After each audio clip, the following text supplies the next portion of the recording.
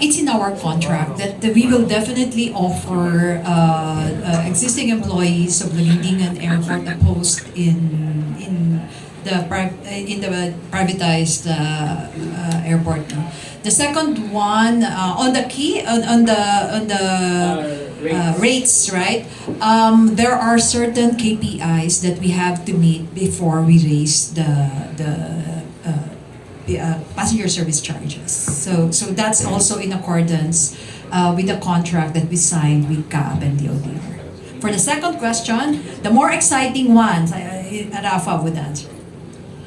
Thanks, Cosette. Maybe just to add also on the employment piece, we are on top of offering the existing employees, we're actually going to be expanding opportunities in the airport, right? So there will be new positions that we're going to be bringing in as well. On the second question about Cebu, right? So I was actually talking to Kong Bambi about this earlier. One of the things that we really think that may be relevant here that we can take from Cebu is the silent airport concept. So I'm sure a lot of you here are very familiar that when you're sitting in a small terminal, especially like this one, it's a little bit noisy, right? So in Cebu, that's one of the learnings we're looking at. The other ones more relevant to the expansion is, as you may or may not know, in Cebu, right, the terminals are actually connected, right? The international and domestic terminal. So you can operate the system, the gates as what's called a swing gate. So it allows you to have flexibility in your capacity. We see the same potential here in Laguindingan, especially as we look to grow the international component. I think your question is about the employees. The arrangement is for Aboitiz to absorb the employees that will be affected by the takeover. No? However, if there will be employees who will not be absorbed by Aboitiz, CAAP is ready to make them part of the regulatory group that will work with Aboitiz InfraCapital in operating this terminal. So we can assure you that nobody will lose their job. So yes, takeover means we take over the operations of the airport, and then we go through to the security application and approval from the DOTr on our plans to do the first phase of expansion, and then the second one will be triggered by traffic for as long as it becomes we will build when there's already traffic, because the as we were talking earlier, Mike, the biggest challenge would be getting the traffic to come in to Laguindingan, right? Rafa would probably answer. Yeah, sure. So maybe just to add, right, although the takeover will be next year, there's a lot of pre-work that goes into it. So there's a 6-month period wherein we'll be working very closely with the staff here to understand the operations and potentially, and then for the full transition, right? In terms of the second phase, it will be largely dependent on the growth. But to give a little bit more of a time frame, right? It could be over the next 5 to 10 years. Actually, there is a mechanism. So we don't wait for traffic to grow to 6.9 before we build the airport.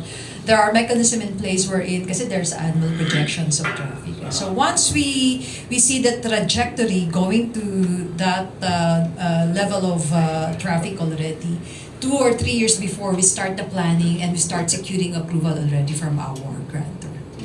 And then ROI of the government, I think they have the economic IR of the project, if I'm not mistaken, is economic IRR, because that's the returns to the government. When they approve the project, 10.2, which is above the which is above the rate of government when they start doing these types of projects. But what's not in there actually are the multiplier effect. So the multiplier effect of a good airport, will mean a broader business space for Laguindingan, Misamis Oriental. And like what you heard earlier from Congressman Bambi and Congressman Rafi, right? That there are certain things that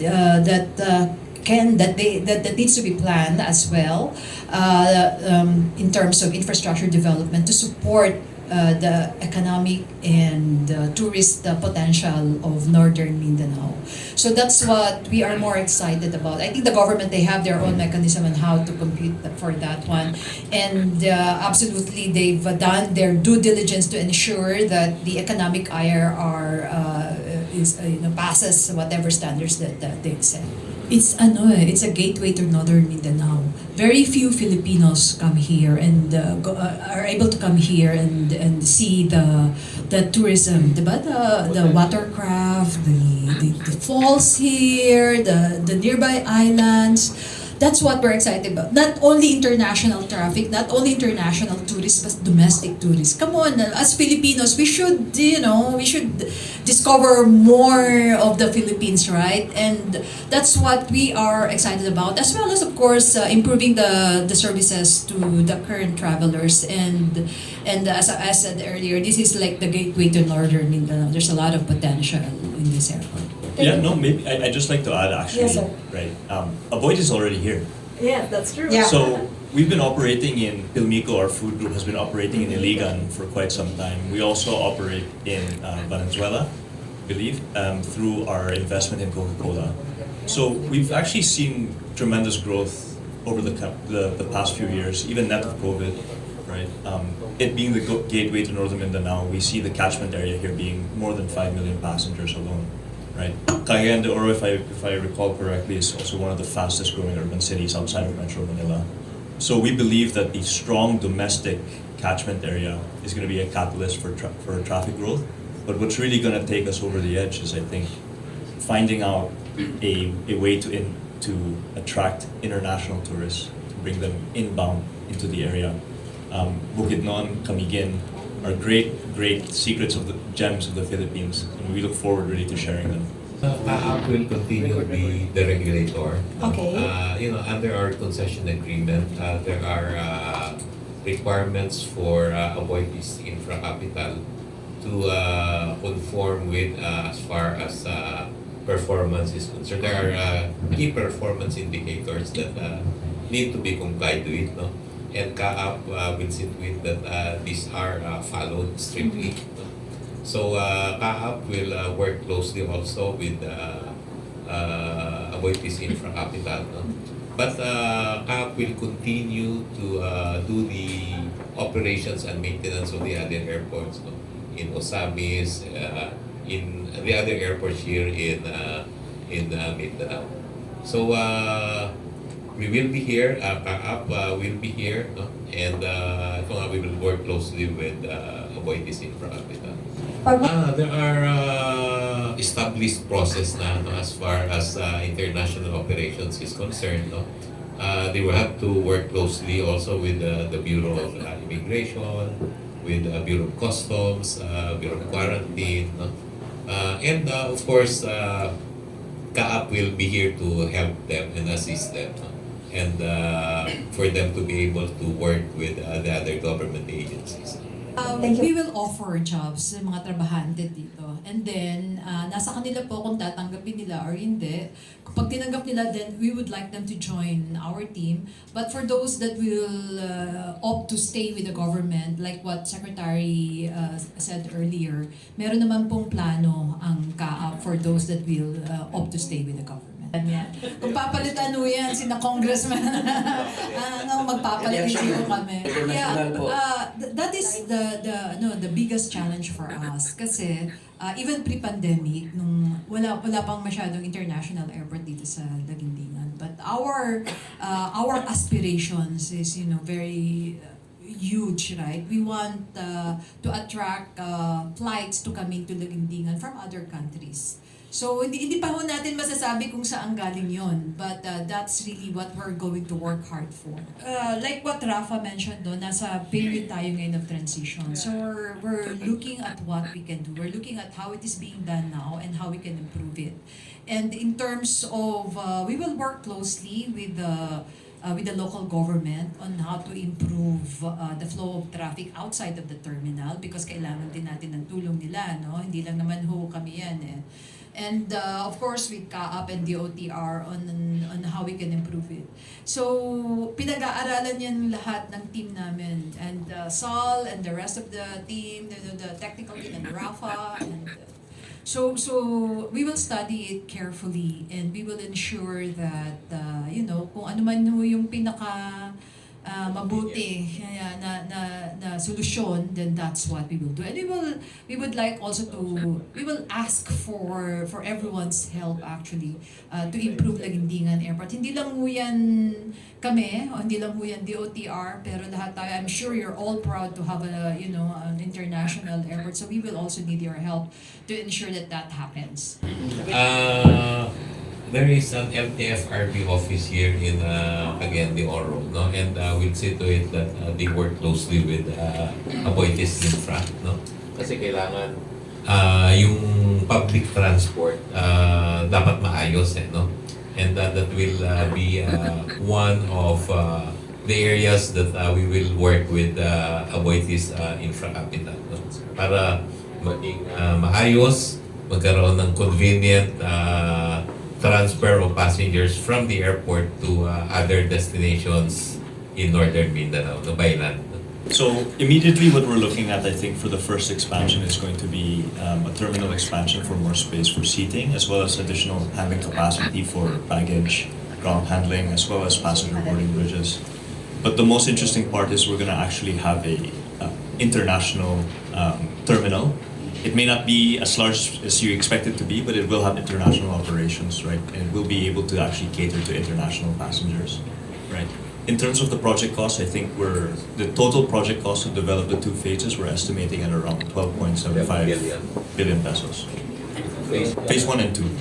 We monitor very closely, for example, is the hotel pipeline, the number of keys that we foresee being built over the next number of years. And we want to work very closely with both local and national stakeholders to induce a very collaborative and very, I think, conductive environment for investors. All the different options. And the current plans, I think, would be to firstly understand, I think, all the different options to get into here. But one thing we're looking at, I think, potentially is some longer-term development potential for increasing connectivity. So one thing that also hampers, I think, the inbound traffic potentially to Laguindingan or into Misamis Oriental is how easily can they get to the city. So I think the role that Aboitiz has to play there in the development is making sure there's as many options as possible, but making sure those are as safe as well. You're talking about yung ating local transport, no? Actually, there are existing available transport system, no? Operating here, no? As I mentioned earlier, we work closely with Aboitiz Infra, no? We will assign personnel to work with them, no? Para magkaroon ng maayos na land transport system that will connect to the airport, no? But aside from that, no, DOTr is now in the process of preparing a feasibility study to have a rail connection from the airport to Cagayan de Oro. No? In fact, a few months ago, nandito kami sa Cagayan de Oro, and we announced the appointment of an advisor, no, to prepare the feasibility study, no, ng ating Northern Mindanao Railways. No. Ito magko-connect dito sa Cagayan de Oro Airport, no, dito sa Laguindingan Airport. No. And with that, we're expecting na mas maraming pupunta and dadaan dito sa Laguindingan Airport. No.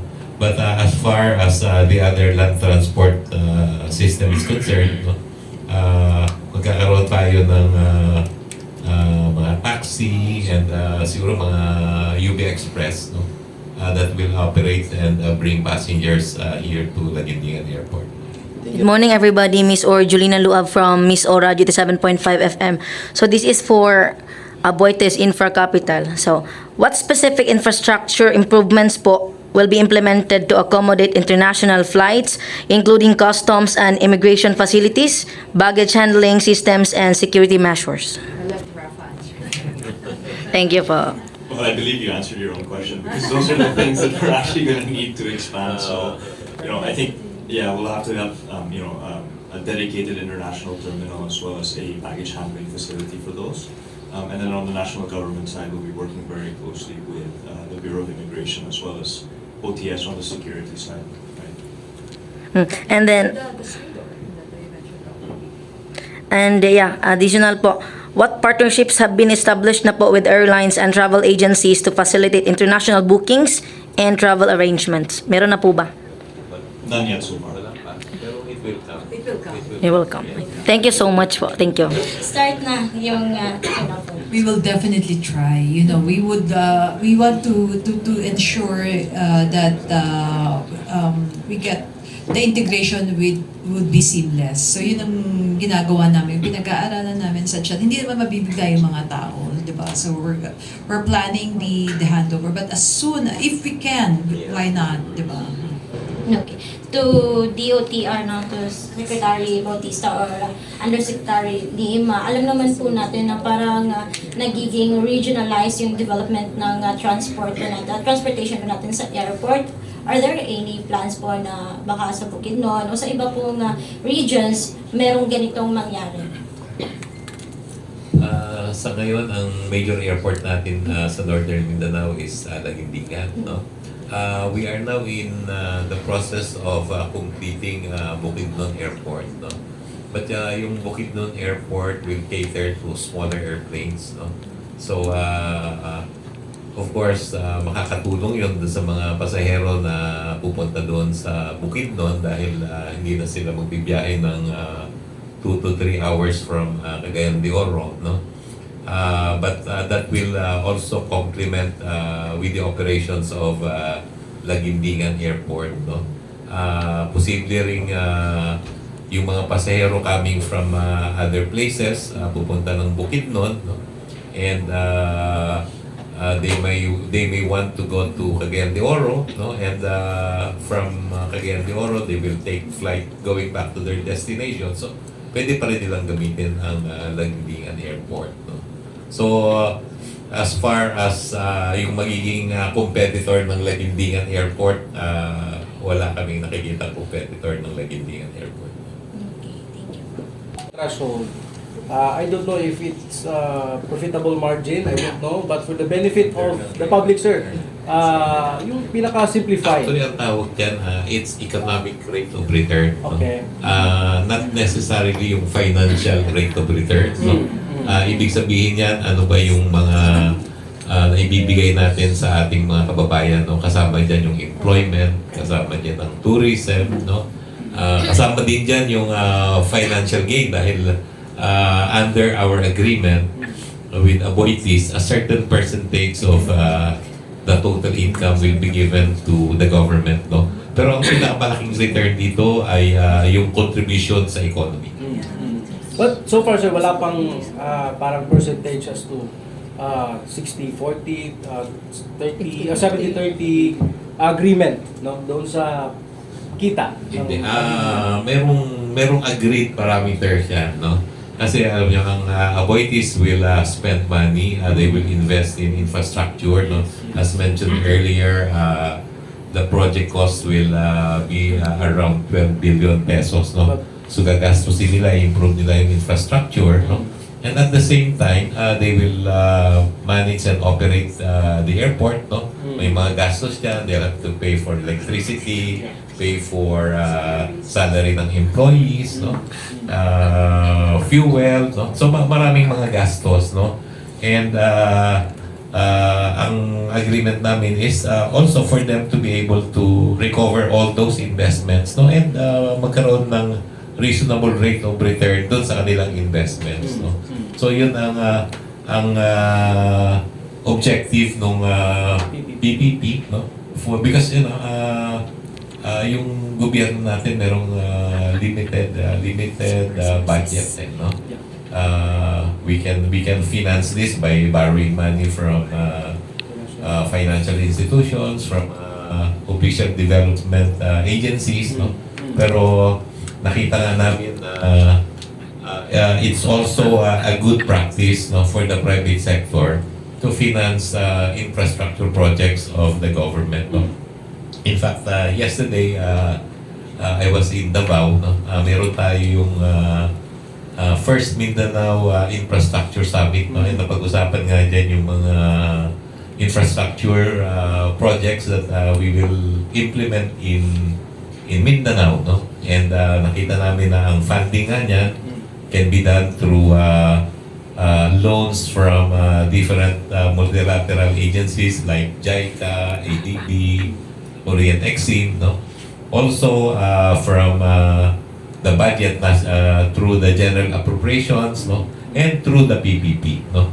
Kaya we are promoting talaga yung PPP, no?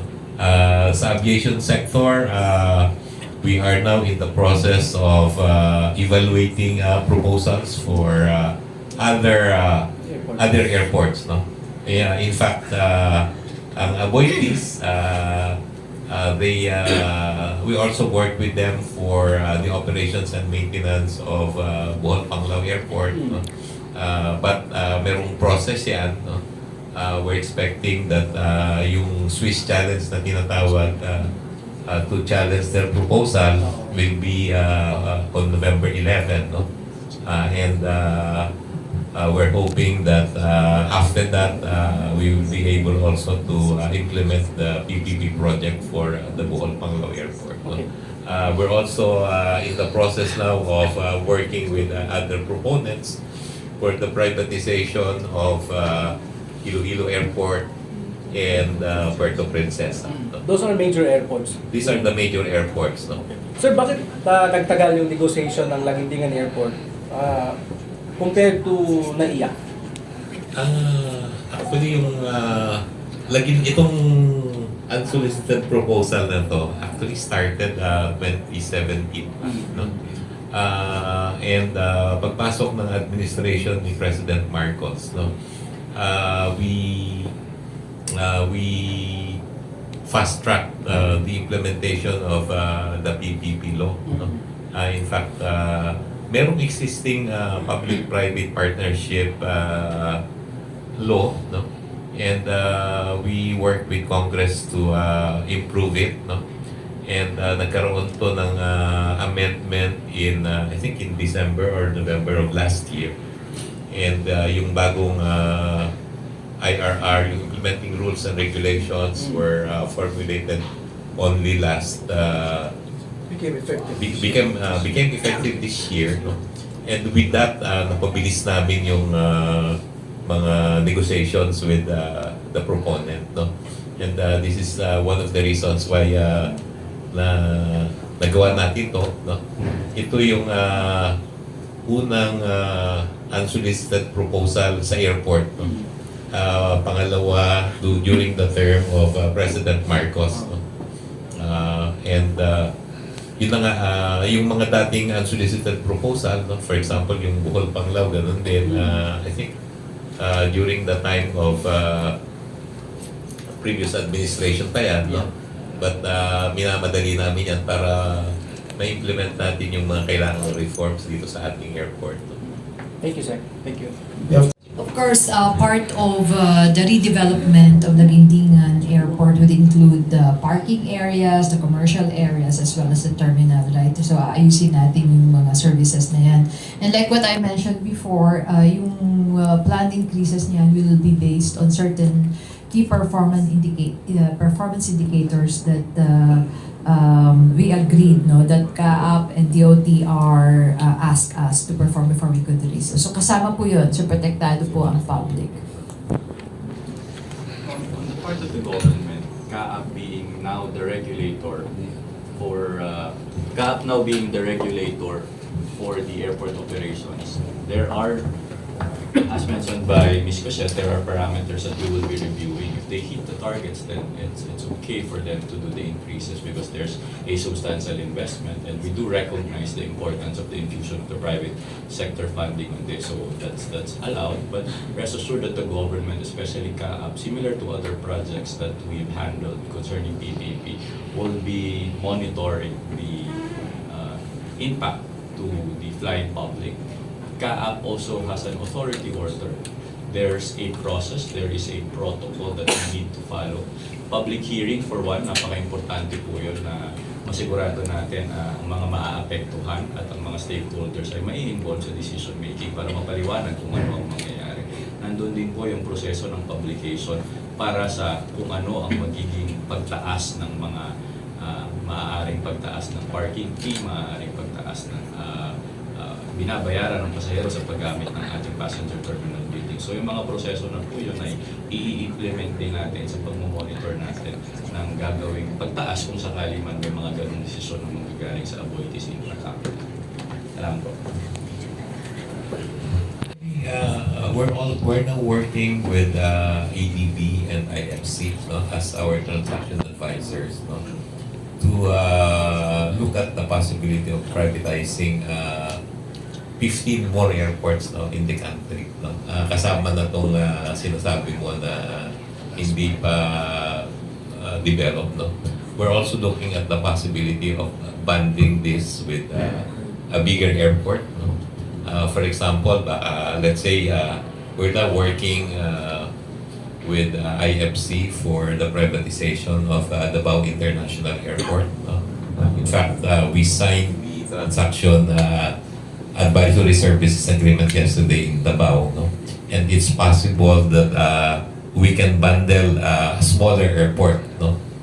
So that the bidder will operate one profitable airport and one airport that needs subsidy, no, or support from a bigger airport operation. So yan ang ginagawa ng DOTr, and it will take some time, no? Because yung mga maliliit na airport, kung we will consider only their operations, it will not be attractive to the private sector, no? So maghahanap kami ng paraan, no, para yung mga maliliit na airports ay maisama natin sa PPP, no? And isang paraan is yung bundling, no? So yan ang pinag-aaralan natin. We'll definitely look at it, no? And I hope in the bundling, in the structuring, kasi importante yung pag-structure ng mga projects na yan, if it's bundling. I do hope that there will be avenues of discussions before the bidding with the transaction advisor, so they can take in the comments of the private sector. Kasi importante talaga yung how, sabi nga ni Secretary kanina, there will be a special mechanism on how to make that happen, but it's actually important to also develop the smaller airports.